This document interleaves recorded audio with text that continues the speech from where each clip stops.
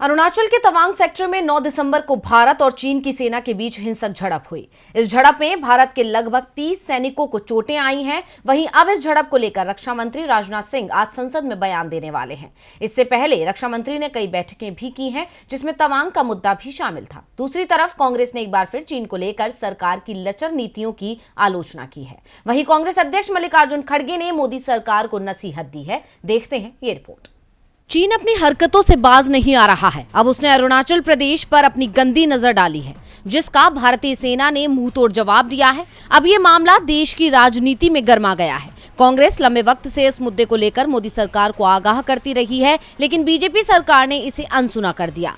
अब जो खबरें आ रही हैं उसके मुताबिक चीनी सैनिक हमारे घर में घुस आए हैं। अरुणाचल प्रदेश के तवांग सेक्टर में वास्तविक नियंत्रण रेखा पर भारत और चीनी सैनिकों के बीच झड़प में कई जवानों के घायल होने की खबर है।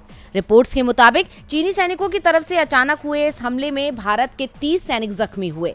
वहीं चीन के घायल सैनिकों का आंकड़ा लगभग 2 गुना बताया जा रहा है। कांग्रेस अध्यक्ष मल्लिकार्जुन खड़गे ने सीमा पर चीन के उकसावे की कार्रवाई पर कड़ा ऐतराज जताते हुए कहा है कि सरकार को इस मुद्दे पर संसद में बहस करानी चाहिए और सभी दलों को विश्वास में लेकर जरूरी कदम उठाने चाहिए। खड़गे ने ट्वीट करते हुए लिखा है कि फिर से हमारे भारतीय सेना के जवानों को चीनियों ने भड़काया है। हमारे जवानों ने डट कर मुकाबला किया है और उनमें से कुछ घायल भी हुए हैं। हम राष्ट्रीय सुरक्षा के मुद्दे पर देश के साथ हैं और इसका राजनीतिकरण नहीं करना चाहेंगे, लेकिन मोदी सरकार ईमानदार होनी चाहिए। वहीं इस मुद्दे को लेकर कांग्रेस के महासचिव जयराम रमेश ने कहा है, भारतीय सेना के शौर्य पर हमें गर्व है।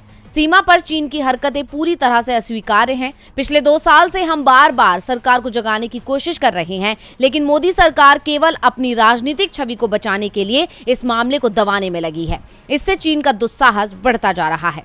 उन्होंने आगे कहा है, देश में बड़ा कोई नहीं है, लेकिन मोदी जी अपनी छवि को बचाने के लिए देश को खतरे में डाल रहे हैं। उत्तरी लद्दाख में घुसपैठ स्थायी करने की कोशिश में चीन ने डेपसोंग में एलएसी की सीमा में 15 से 18 किलोमीटर अंदर 200 स्थायी शेल्टर बना दिए, पर सरकार चुप रही। अब ये नया चिंताजनक मामला सामने आया है।